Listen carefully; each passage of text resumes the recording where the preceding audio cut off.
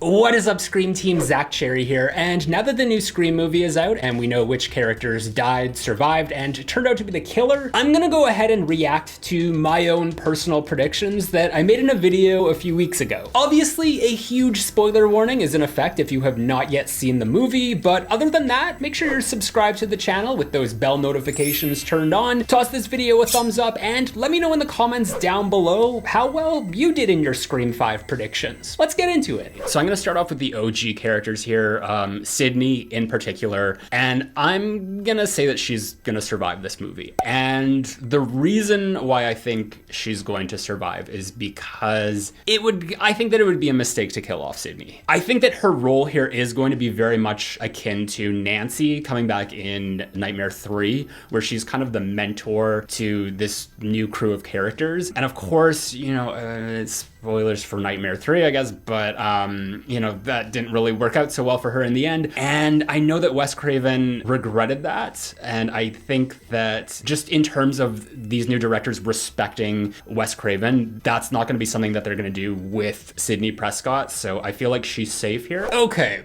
I knew that there was no way that they would kill Sydney. I mean, after 4 movies of her surviving, it would just be such a slap in the face, such an FU to everybody if they had just decided, okay, we're gonna kill you off. Because even at the end of the movie, she casually is just like, I'll survive, it's what I do. And it's what she did here. So 1 for 13. I do think that at least one of the OGs is gonna get killed off. They know that Scream 4 kind of played it safe with them, and coming back for a 5th movie with like all 3 of your main stars is kind of unprecedented. So the time is up for one of them, and I think that that's going to be Dewey. So I think RIP for Dewey, which I don't want to see any of these 3 die, but I have a feeling that it's going to be him and not Gale, because the thing is with Dewey, he's kind of like the backbone of the 3 of them. Like without Dewey, Sydney and Gale don't have a relationship. And if Dewey dies, like he's kind of has such a strong connection with both Sydney and Gale separately that that's going to only strengthen the bond of those 2 characters moving forward. So with Gale,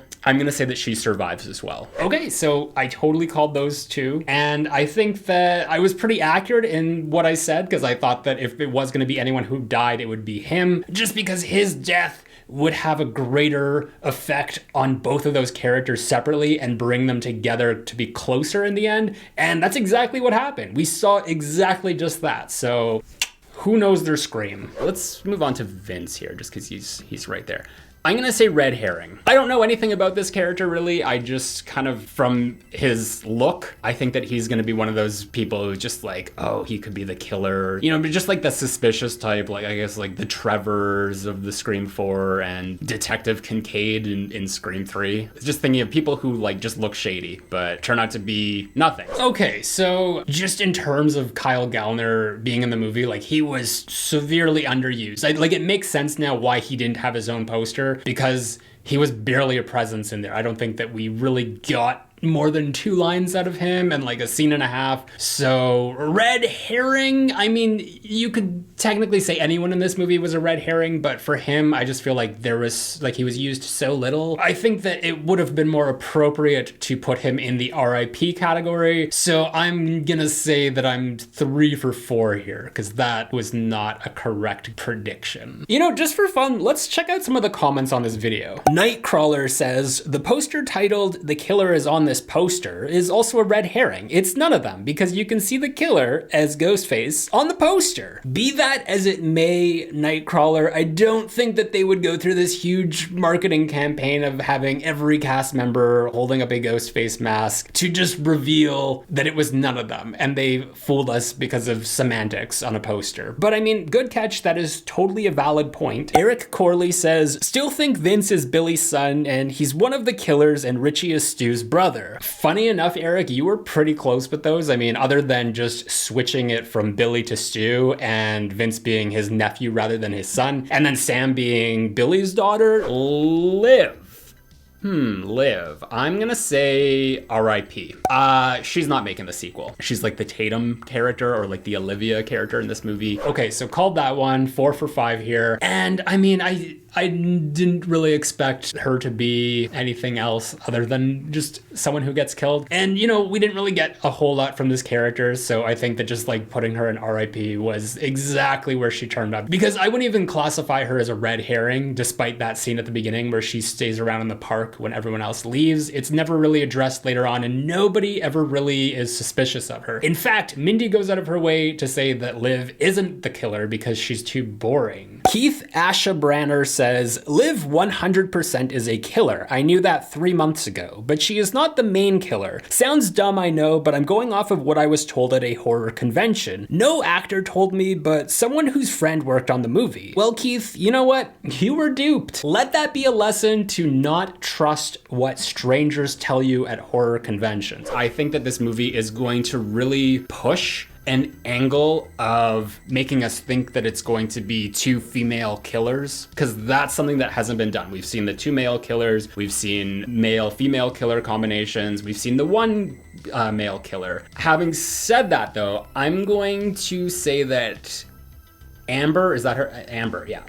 Amber's a red herring. And I think that that's kind of gonna be primarily where the two female killer idea comes in. I think that Amber's gonna be kind of like the main red herring of the movie. She just seems like really shifty. The actress who portrays her was in Once Upon a Time in Hollywood playing one of those Manson cult members. So, you know, she can do the crazy, but I don't think that she's gonna be the killer. Obviously, I got that one wrong because she's Ghostface, so we're 4 for 6 now. I think just with Amber, I mean, like everything that I saw of her without really like going too much into the material, she just seemed like she would be too obvious of a killer. I was right in a sense of saying that they were going to lead us on with the idea that there could be two female killers, but I really emphasized that I thought that that was going to be a strong suggestion throughout the movie, and it really wasn't. Like, it only kind of came into effect at the very end by saying that Tara could have been her accomplice. So I'm gonna say that I was wrong in that regard. We've got Flaming Amber Freeman here, who says, I think the killer will be Amber and Richie. My reason for that is in the character bio for Amber, she's Tara's ex-girlfriend. She could have been the one who attacked Tara. Amber was also the one on fire in the trailer. Amber doesn't like Sam, which she's the main target, and Richie, her boyfriend, might know Sam's secret. First of all, Amber, I thought you were dead. But I mean, if you're going off of what was shown in the trailers and figured out the killers that way, I mean, like, you got it right, obviously. And this is a problem that I have with trailers in particular, just because there is so much content that is shown. So I guess like it's one of those things where you just have to watch at your own risk. Okay, Richie. Richie's gonna be RIP. From what we've seen with this cast, they're all very integrated. Like, it seems like everybody knows each other. They're all Woodsboro based. I think if there's one character that's kind of the outsider here, that is Richie, because he just seems to kind of have a relationship with Samantha and only really knows her through, like, I guess her new life after she's left Woodsboro. It's possible, you know, he could be presented as a red herring because he's an outside character, but I think that he's just gonna be like kind of a sucker. Like, he's just gonna be the unfortunate person who gets involved in this. Like maybe the Derek type, so there could be red herringness to his character. Okay, so obviously another one wrong for me, and we've already got our two Ghostface killers, so I totally failed on that front. I think with Richie, what I was really like thinking too much on was the fact that he was this kind of outside character from the rest of the group. And I didn't really consider the fact that, you know, even like going back to Scream 2, where Mickey and Mrs. Loomis had a connection that we never knew about until it was revealed at the end, which is kind of similar to where we went with Amber and Richie, of how they met on the Stab subreddit. I guess I just didn't think that we were gonna go that route again, so that's why I never put Richie in with like being the ghost face. Dakota Henson says, do you think Stu will return as a killer? Been hearing he may be back. Well, Dakota, here's my response to that.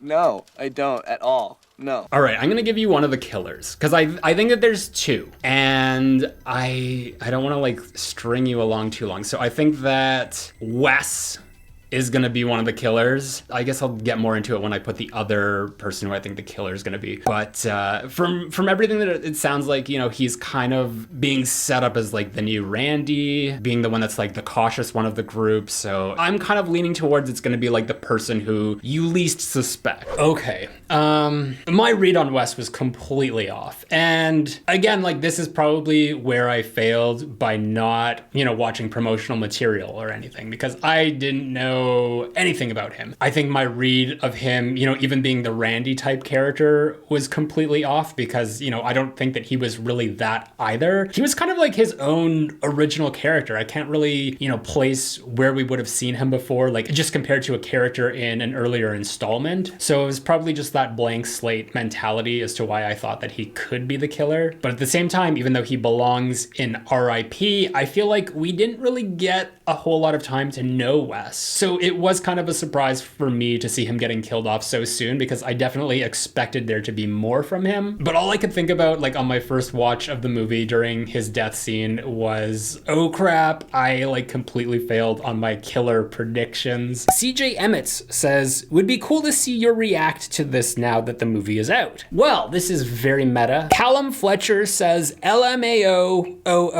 this aged like milk. I don't drink milk. Drew S says, who cares? Another terrible movie to ruin the original characters and storyline. If you are genuinely excited for this, I feel bad for you and your parents. You are seriously misguided. I bet my life savings this will just be woke, copium garbage, bait and switch trash, guaranteed. Drew, I'm gonna need to know exactly how much your life savings are here, because I might need to clear some room in my bank account. I have seen this comment come up a few times of just people saying that the new Scream movie is woke. And I'm just like thinking, do you even understand the term woke? But I'm gonna go ahead and give you Chad. And Chad, I think, is going to survive the movie. And actually, I'm gonna go ahead and put Mindy there as well, because they're the twins, and I think they're both gonna survive, because you're gonna need new characters lined up so that you could get some new movies going forward, because you're gonna want to see familiar faces going into Scream 6 or 7. They are relatives of Randy. They're Meekses. Their presence, I feel, is kind of like the franchise amending the fact that they killed off Randy in the second movie, and I don't think that they would be the killers, because it's not in that family's DNA. I will say that like putting Chad in the survivor category was a really bold choice on my part, because I definitely felt like every bone in my body knew for sure that Mindy would survive. But with Chad, I think it was more so just wishful thinking, because I didn't want Randy's niece or nephew to get killed off. And, you know, during the course of the movie, I definitely was like, oh shit, like he actually did get killed off. But there was always like something in the back of my mind just saying like, just wait, like till the very end, it's gonna be revealed that he's on the ambulance and survived. And sure enough, he did. You know, that's what we saw with Dewey in the first movie. And I guess apparently originally he wasn't supposed to survive, but just because Mason Gooding was so charming in the role, they changed their mind at the last minute and just filmed that extra scene just in case.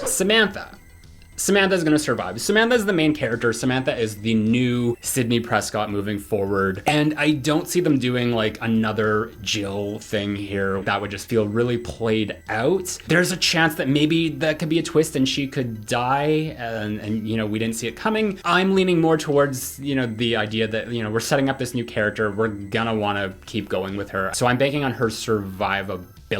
Okay, so I don't think that that was like a hard yes that Sam would be the survivor and the main final girl of this movie. I did kind of allude to, you know, I don't think that they would make her the killer because it might be too much like Jill 2.0. Maybe that was like the wrong read to put for that character, because I think that would have been something more apt for Tara if she did turn out to be the killer. But just in terms of the survivors, like so far I've got all of them right. Trime Fisto says, I knew your predictions were wrong when I saw so many survivors on your tier list. And I knew your comment was wrong when I saw the movie. So the second killer, I'm just gonna reveal it right now. And that's gonna be Judy Hicks. This franchise has a history of kind of repeating itself, not in a very overt way, but in just like subtle ways. And that's kind of comes in how it connects back to the horror genre as a whole. Like you look at the past killers, you've had Billy Loomis and Mrs. Loomis. But even outside of that, just just like the mother-son duo. Like there's so many movies where the mother turns out to be the killer. And Judy is a very eccentric character. Like she's a bit nutty. I think that the backstory of whatever the reason for the motive of the murders is going on is connected to Samantha, and it has something to do with the kids when they were younger, like the new teenagers. So Wes when he was younger. And it, you know, if that's the case, it could be like just Judy covering up for her son. Judy! Judy. She definitely was used a lot less than I would have liked, or, you know, that I even expected. I mean, to be perfectly honest, I'm fine with it being Amber and Richie. I'd actually rather my predictions turn out to be wrong, just because I want to be completely surprised when I see the movie. Heather Marie says, coming back after seeing the movie to say that I'm pissed. I wish it had been Judy and Wes. I already mentioned this in my spoiler review, just talking about the motive. And, you know, like I'm not as salty about it as a lot of people are. I like the fact that our killers in this movie were more so just about this toxic fandom rather than it being, you know, something personal or rooted in the past. There definitely is a different movie that could be made here if it was personal, and if that was the route they were going. Judy and Wes, you know, might have been appropriate killers for that. Dave Lubinsky says maybe Judy killed Dewey because he didn't like her lemon squares. That's a motive for you. You know, I wouldn't put that past her if she did turn out to be the killer, but I did like that they put a reference to the lemon squares in the movie. Greggy Miglierio says, love your videos. Thanks, Greg. But I guarantee it's Amber and Richie who are the killers. Also, Mindy may survive, but Chad does not. I think not poring over the TV spots has blinded you a bit. As someone who's watched the trailer promo material many times, there's no one else the killers could be aside from Amber and Richie. Wes dies before the third act party, and Judy dies even before that. I love Judy, but she isn't a main character here. First of all, I did watch the trailer again since I've seen the movie, and I'll admit, if I went over that trailer with a fine-tooth comb, I would have seen that quick shot of Ghostface bringing the knife down and you see the blonde hair. Obviously, there is no one in this cast who is blonde other than her. Personally, I'm glad I didn't put that much stock into the trailer because I think that would have ruined my overall experience of the movie seeing it for the first time. But at the same time, we can't assume that somebody dies or isn't the killer just because we see them getting attacked. I mean, just imagine going back to the first Scream movie if for that trailer they showed a snippet of Billy getting attacked by Ghostface. Would we have gone into that movie just assuming Billy had died because we saw it in the trailer? And that's gonna bring me to Tara, the last pick, which is my wild card. Now, what I mean by wild card is that I think that it's possible she could be many things. And I don't really know. Like, this is the one character I can't pinpoint. It's possible she could survive. Like, we do have a lot of surviving characters at this point. Also, very possibly, we're gonna say that this film has 3 killers, and she could be the potential third Ghostface. Again, I don't necessarily think that that's gonna happen. I just don't know where they're going with this character, so I wanted to kind of leave her a little open-ended. With Tara, I know that like putting her in a category called wild card is, you know, might be considered a bit of a cheat because I am not being very explicit as to where I think she's going. But I think that in my summarizing of why I put her there, I was kind of correct, because the wild card aspect of her character is that she did survive the opening scene. So she subverted our expectations in that regard. My whole thing about it being 2 female killers obviously turned out to be wrong, but there was a moment there, like a very brief moment, like, you know, probably 10 seconds of the movie, where it was kind of suggested that there might be 3 Ghostface killers. And that's, you know, after Sydney and Amber in the Ghostface mask fall over the banister and Richie comes down the stairs and he stabs Sam, revealing that he is the killer. But we also have this other killer who we don't know who they are yet, but then the twist there that it was Amber and that there was only 2 killers. So they did try to psych us out of, you know, a possibility of 3 killers. And I think at that point, Tara was like really the only character that was left that it could have been. Paul Walnut says, I was really surprised that Tara survived. Had her marked as Casey Becker 5.0, which was the point, I guess. I think this is for me where seeing the trailer that one time kind of swayed swayed my opinion and where that opening scene would go, just because Dewey did classify it as an attack rather than a murder. So I kind of went into the movie with that mindset that the twist of the opening scene would be that nobody actually dies. And they actually did a really good job of keeping Jenna Ortega out of any sort of marketing or promotional photos that take place after that scene. Miguel Angel says, you got like 80% wrong, which is exactly how percentages work. Clearly, I don't know my killers. That's what I found out from here, but I do know my survivors. So I'm gonna say that I got 8 out of 13, which is not bad. I wanna thank my Patreon supporter, Julia Fox. If you guys wanna check out some more Scream related content, you can click on either one of these playlists. Until next time, I've been Zach Cherry, and I'll be right back.